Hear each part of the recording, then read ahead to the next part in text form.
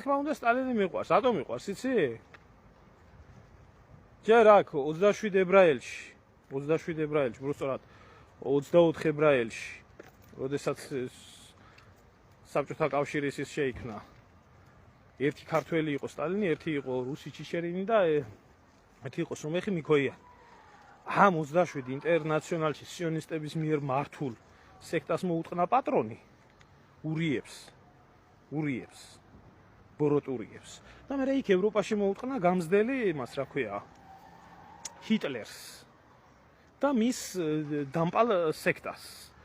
და არ მიცა იმას, რა ქვია, დანარჩენის დასავლეთის ქვეყნებს, რომ გაერყნა და გადაეგوارებია ერი, რომელიც ჯერ კიდევ 150 წლის წინ თქვა ჩარლზ დიკენსმა, რომ ამერიკის მთავარი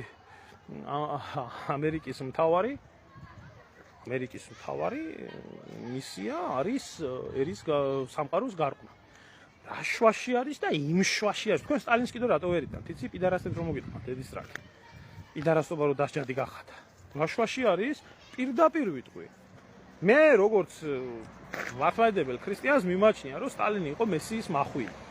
აი ამ დედამოწმუნების ამოსაძირებლად.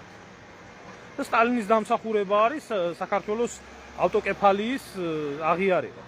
ხო, მე აშვაშია, აი ამ შვაშია. ხო, ამ შვაში.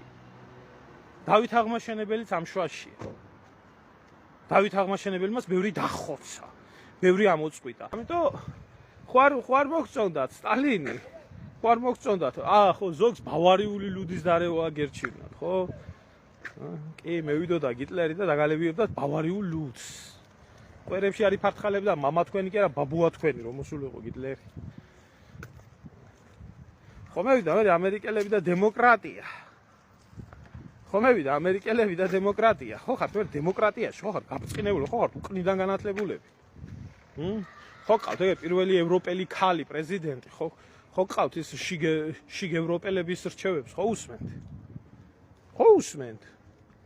და რას გეუბნებათ შიგ ევროპა, გამოუშვით მიშა, დაიწყეთ რუსეთთან ომი, ესქენით, ხო გინდათ ასე.